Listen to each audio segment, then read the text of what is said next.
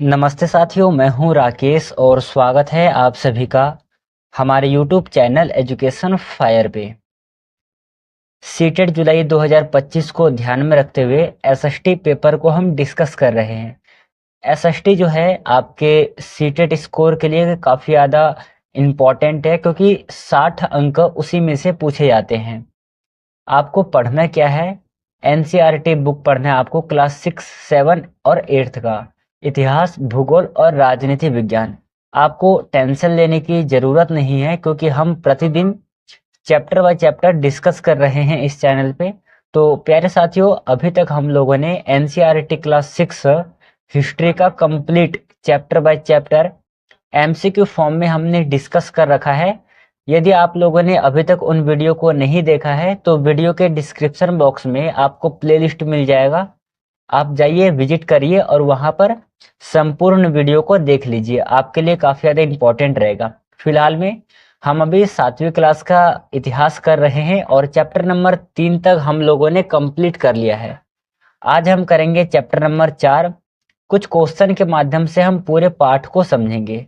तो चलिए, आशा करता हूं कि आप लोग पाठ को पढ़ करके आए होंगे, और यदि आप लोग पाठ को पढ़ करके आए हैं तो ये जो वीडियो है आपके लिए काफी ज्यादा आसान हो जाएगा इसका उत्तर देना क्वेश्चन का।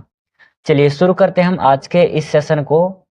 कितना सही होता है आपका, आप अपने कॉपी में लिख करके रखना कि आज के इस सेशन से आपके कितने सही हुए हैं, और अंत में आप हमें कमेंट बॉक्स में अपना स्कोर बताएंगे कि आज के इस सेशन से आपके कितने स्कोर रहे हैं। शुरू करते हैं हम आज के इस सेशन को। जैसे कि पहला क्वेश्चन है आपके लिए, ईरान, इराक और आधुनिक तुर्क के शासक कौन थे? ठीक है, ईरान, इराक और आधुनिक तुर्क के शासन कौन थे? नीचे आपके लिए 4 ऑप्शन है, सही आंसर कौन सा होगा? सही आंसर होगा इसका तैमूर। ऑप्शन नंबर ए इसका सही आंसर हो जाएगा, क्योंकि तैमूर ऐसे व्यक्ति थे जिन्होंने ईरान में भी शासन किया, इराक में भी शासन किया और आधुनिक तुर्क में भी शासन किया है। चलिए सेकंड नंबर का क्वेश्चन है कि शेर शाह सूरी डैश में कब मारा गया? सबसे पहले आपको ये पता लगाना है, जो यहाँ पर डैश है, इस डैश का मतलब क्या है? इस डैश का मतलब है कालिंजर। ठीक है, कालिंजर जिला जो है यहाँ पर शेर शाह सूरी निवास कर रहे थे, और अचानक से यहाँ पर बारूद का विस्फोट होता है और इसी दौरान शेर शाह सूरी की मृत्यु हो जाती है।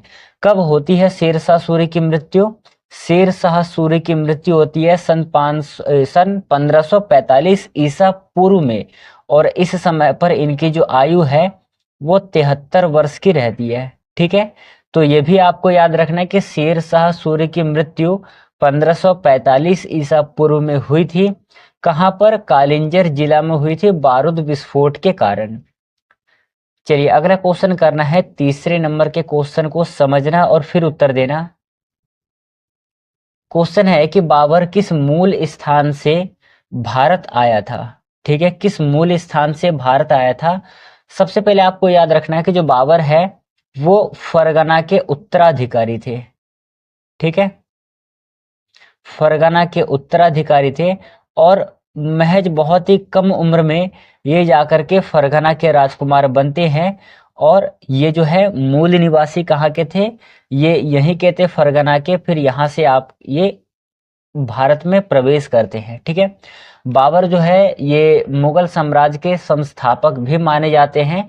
ऐसा माना जाता है कि बाबर के शासन काल में ही सबसे पहला जो पानीपत का युद्ध है वो लड़ा गया। ठीक है, पहला पानीपत का युद्ध किसके शासन काल में लड़ा गया? तो बाबर के शासन काल में प्रथम पानीपत का युद्ध हुआ था। कब किया था? 1526 में। किस किस के बीच में हुआ था? तो आपको याद रखना है कि बाबर और इब्राहिम लोदी। ठीक है, बाबर और इब्राहिम लोदी, इनके बीच में जाकर के पहला जो है आपका पानीपत का बैटल होता है। तो ये भी आपको याद रखना है, इब्राहिम लोदी। ठीक है, इनके बीच में फर्स्ट पानीपत का बैटल होता है, और ये कहाँ के उत्तराधिकारी थे? फरगना के उत्तराधिकारी थे। तो ये सभी आपको अपने कॉपी में नोट डाउन कर लेना है। चलिए अगला क्वेश्चन है कि बाबर ने लोधी सेना को डैश के युद्ध के मैदान में हराया था। मतलब कि जो लोधी सेना था, लोधी सेना बोले तो इब्राहिम लोदी, ठीक है। लोधी सेना बोले तो इब्राहिम लोदी, इब्राहिम लोदी, ठीक है। तो बाबर ने लोधी सेना को डैश के युद्ध में हराया था, ठीक है। किस युद्ध में हराया था? तो पानीपत के युद्ध में हराया था। और पानीपत का बैटल कब हुआ था? 1526 में पानीपत का प्रथम बैटल होता है। ये तो हो गया पानीपत का फर्स्ट बैटल, ठीक है। ऐसे ही पानीपत में कुल जो है 3 युद्ध लड़े जाते हैं। 1526, दूसरा 1556 और तीसरा 1761, फर्स्ट, सेकंड और थर्ड, ठीक है। तो 3 जो है पानीपत का बैटल होता है और उसमें से जो पहला होता है आपका 1526 में, दूसरा युद्ध 1556 में और तीसरा 1761 में होता है। चलिए इसे आप अपने कॉपी में नोट डाउन कर लेना, ठीक है। चलिए अगला क्वेश्चन देखना है प्यारे साथियों। अगला क्वेश्चन है कि डैश ने लंबे समय तक मुगल सत्ता को स्वीकार करने से इनकार कर दिया। तो नीचे आपके लिए 4 ऑप्शन है, इनमें से करेक्ट आंसर का आपको चयन करना है। सही आंसर है इसका सिसोदिया राजपूत। प्यारे साथियों आपको याद रखना है कि इतिहास में सिसोदिया राजपूत जो है वो बहुत ही लंबे अरसे तक, बहुत ही लंबे समय तक मुगल सत्ता को स्वीकार करने से मना कर दिया था। तो ये आपके लिए इंपॉर्टेंट क्वेश्चन है, याद रखना है आपको। चलिए अगला क्वेश्चन सॉल्व करना। अगला क्वेश्चन है कि एक व्यक्ति है जो व्यक्ति की धार्मिक मान्यताओं या संस्कृति के प्रति असहिष्णु है, ठीक है। यहां पर रिक्त स्थान का पूर्ति करना है आपको। तो ऐसे व्यक्ति जो होते हैं उन्हें हम क्या कहेंगे? सही आंसर है ऐसे व्यक्ति को हम क्या कहेंगे? कट्टर कहेंगे। क्योंकि जो अपने धर्म के प्रति अडिग रहता है उसे हम किस नाम से जानते हैं? कट्टर। आपने सामान्य बोलचाल के भाषा में भी सुना होगा कि भाई ये तो बहुत ही कट्टर धार्मिक व्यक्ति है। तो कट्टर शब्द एक दृढ़ निश्चय को प्रकट करता है, उसके दृढ़ संकल्प को दर्शाता है, ठीक है। तो यहां पर ऑप्शन नंबर ए आपका सही आंसर है। चलिए अगला क्वेश्चन है कि शाहजहां की मां एक राठौर राजकुमारी थी जो डैश के राजपूत शासक की पुत्री थी। सबसे पहले देखना यहाँ पर डैश को आपको ध्यान से नोट डाउन करना है। क्या है कि शाहजहां की मां एक राठौर राजकुमारी थी जो डैश के राजपूत शासक की पुत्री थी। ये जो राठौर की राजकुमारी थी ये किसकी पुत्री थी? तो इसका उत्तर हो जाएगा ये मारवाड़ पुत्री थी, ठीक है। आपको याद रखना है कि इतिहास में मुगल सम्राट जो हुए हैं, जितने भी मुगल सम्राट हुए हैं, चाहे बाबर, हुमायूं, अकबर, जहांगीर, शाहजहां, औरंगजेब, ये जो भी मुगल शासक है इनमें से 2 ऐसे व्यक्ति हैं, 2 ऐसे शासक हैं जो कि मराठा परिवार से, सॉरी, मारवाड़ परिवार की राजकुमारी से यह विवाह करते हैं। जो कि एक आपके सामने है, राठौर की राजकुमारी थी, राठौर की राजकुमारी थी, नाम उनका मेरे को स्मरण रही है, पर इसकी माँ कौन थी? शाहजहां थी, ठीक है। पर इसका जो विवाह किसके साथ हुआ था तो आपको मैं एक बार नोट डाउन करवा देता हूं, आप अपने कॉपी में कर लेना। देखिए सबसे पहले जो था वो बाबर का शासनकाल आया। बाबर के बाद किसके हाथ में राजगद्दी सौंपी गई? हुमायूं के हाथ में। हुमायूं के बाद में अकबर के हाथ में यह चीजें सौंपी गई, ठीक है। बाबर के बाद हुमायूं, हुमायूं के अकबर, फिर इसके बाद में किसके हाथ में सौंपी जाती है? शाहजहां के हाथ में सौंपी जाती है। बाबर, हुमायूं, अकबर, सॉरी, जहांगीर के हाथ में सौंपी जाती है। जहांगीर के बाद फिर शाहजहां के हाथ में सौंपी जाती है। फिर इसके बाद जाकर के औरंगजेब के हाथ में सौंपी जाती है। औरंगजेब के हाथों में ये शासन सौंपा जाता है। तो एक तो आपको याद रखना है कि जो शाहजहां है इसकी माँ का नाम क्या है?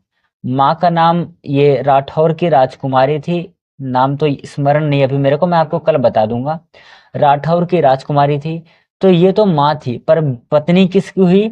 तो ये जहांगीर की पत्नी हुई। ठीक है, तो ये भी आपको याद रखना है। हो सकता है कि एग्जामिनर यहाँ से प्रश्न न करके वो सीधे तौर पर आपसे पूछे कि जो राठौर की राजकुमारी थी किसकी पत्नी थी, तो जहांगीर की पत्नी थी, ये भी आपको स्मरण रखना है। ठीक है, चलिए अगला क्वेश्चन सॉल्व करना आप।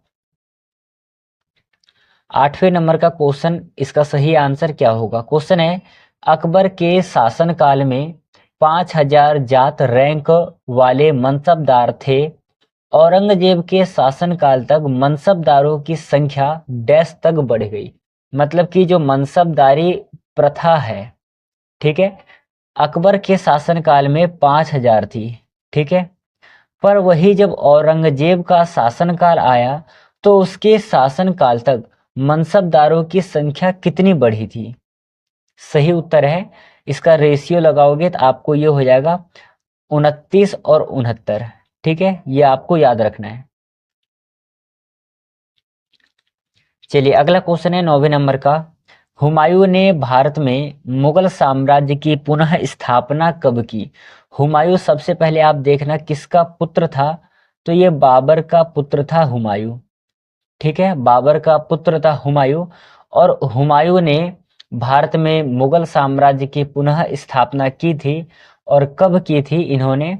1530 ईस्वी में की थी। ठीक है, ईस्वी पूर्व में की थी, ये भी आपको याद रखना। देखिए, एक चीज है ईसा, ईसा पूर्व, और दूसरा है ईस्वी।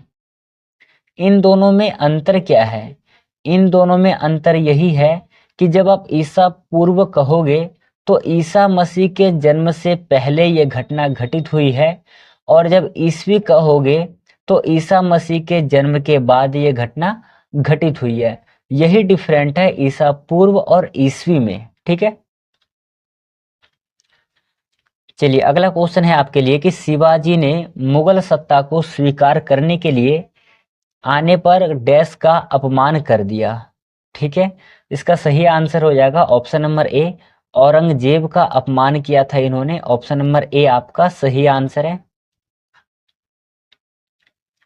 चलिए अगला क्वेश्चन है कि बाबर फरगना की गद्दी पर कब बैठा था? इसका सही आंसर हो जाएगा, बाबर जो है 1494 ईस्वी में फरगना की गद्दी पर बैठते हैं। ऑप्शन नंबर ए सही आंसर है इस क्वेश्चन का। चलिए अगला क्वेश्चन सॉल्व करना। नेक्स्ट क्वेश्चन है कि डैश शताब्दी के उत्तरार्ध से मुगलों ने अपने साम्राज्य का विस्तार आगरा और दिल्ली से किया था। मतलब कि इन्होंने जो केंद्र बनाया था दिल्ली और आगरा, इनका इनकी जो है मुख्य राजधानी कह लो एक तरीके से, वो यहीं से लीड करते थे, वो यहीं से नेतृत्व करते थे अपने साम्राज्य पर। तो बताइएगा किस शताब्दी में किया था इन्होंने? इसका आंसर हो जाएगा ऑप्शन नंबर डी सही है, 16वीं शताब्दी में। ये चीज आपको याद रखना है, आपके एग्जाम के लिए इंपॉर्टेंट है। चलिए अगला क्वेश्चन है कि कौन सा मुगल बादशाह विभिन्न लोगों के धर्म और सामाजिक रीति रिवाजों में रुचि रखते थे? ऐसा जो मुगल बादशाह है वो केवल एक ही हुआ है, और वो था आपका अकबर। ठीक है, ये चीजें आपको याद रखना है। चलिए अगला क्वेश्चन देखना है। अगला क्वेश्चन है कि डैश की माता एक कछवाहा राजकुमारी थी जो आमेर के राजपूत शासक की पुत्री थी। तो इसका सही आंसर क्या होगा? उत्तर इसका ऑप्शन नंबर जो है बी सही आंसर हो जाएगा, ये भी आपको याद रखना है। चलिए अगला क्वेश्चन जो है आपके एग्जाम के लिए इंपॉर्टेंट हो जाएगा। 1526 ईस्वी में बाबर ने डैश सेना को हराया था। 1526 से आपको स्मरण लग रहा होगा, आपको स्मरण होगा 1526 में बाबर क्या करता है? पानीपत का प्रथम युद्ध करता है। ठीक है, कौन सा युद्ध करता है? प्रथम युद्ध करता है किसका? पानीपत का। तो यदि आपको ये चीज याद है कि पानीपत का प्रथम युद्ध किन किन के बीच में हुआ था, तो आप इस क्वेश्चन का जो है आंसर सॉल्व कर पाओगे। आपको पता है कि इब्राहिम लोदी और बाबर के बीच में ये युद्ध होता है, तो स्वाभाविक सा बात है किसको पराजित करेगा? लोधी वंश को पराजित करेगा। ठीक है, आपका जो है ऑप्शन नंबर डी सही आंसर हो जाएगा 15 नंबर के क्वेश्चन का। प्यारे साथियों, यदि आपको ये वीडियो अच्छा लग रहा होगा तो आप हमारे चैनल को सब्सक्राइब कर लेना, लाइक करना और बेल आइकन को प्रेस कर लेना, ताकि ऐसे ही आपको रोज नई वीडियो आपके सेशन तक पहुंच पाए। आपको एक चीज याद रखना है कि हम प्रतिदिन एक चैप्टर बाय चैप्टर हम डिस्कस करते हैं एमसीक्यू के माध्यम से। जो भी इस चैप्टर में से इंपॉर्टेंट क्वेश्चन हो सकते हैं या फिर जो पहले पूछे जा चुके हैं, इन सभी को इंक्लूड करके पूरा क्वेश्चन तैयार किया जाता है, फिर आपको इसमें से समझाया जाता है। तो जिन लोगों ने अभी तक चैनल को सब्सक्राइब नहीं किया है वो सब्सक्राइब कर ले और बेल आइकन को प्रेस कर ले। चलिए करिएगा अगला क्वेश्चन। 16 नंबर का क्वेश्चन है कि अकबर डैश वर्ष की आयु में सम्राट बना था। आपको याद रखना है अकबर जो है कितने वर्ष की आयु में सम्राट बना था। उत्तर हो जाएगा इसका ऑप्शन नंबर डी, महज 14 वर्ष की उम्र में सम्राट बना था। ठीक है, तो ये चीज आपको याद रखना है। चलिए आज का अगला और अंतिम क्वेश्चन है और बहुत ज्यादा इंपॉर्टेंट क्वेश्चन है, शायद 2 से 3 बार ये जो है सीटेट के एग्जाम में पूछ लिया गया है। क्वेश्चन है इसका, अकबर द्वारा स्थापित नए धर्म का नाम बताइए। अकबर ने निम्नलिखित धर्मों में से किस धर्म की स्थापना की थी? ईसाई ए इलाही, दीन ए इलाही, सिख ए इलाही, हिंदू ए इलाही। इस प्रश्न का सही आंसर क्या होगा, इसका जवाब आप हमें कमेंट सेशन में देंगे। ठीक है, कमेंट बॉक्स में आपको इस प्रश्न का उत्तर देना है। मैं आपके उत्तर का इंतजार करूंगा। जब मैं आपको कल करवाऊंगा चैप्टर नंबर 5, जब मैं आपको कल चैप्टर नंबर 5 करवाऊंगा, तो यदि आप लोग उत्तर नहीं दोगे तो मैं आपको कल आपको बता दूंगा। ठीक है, बाय द वे आप यहाँ पर याद रखना कि आपको ध्यान से उत्तर देना है। ठीक है, क्योंकि ये क्वेश्चन बहुत ज़्यादा इंपॉर्टेंट है अपने आप में। और यदि आपको किसी भी चीज़ में परेशानी हो तो आप हमें कमेंट बॉक्स में लिख करके बता सकते हो। तो चलिए आज का जो सेशन है वो हम यहीं पे समाप्त करते हैं।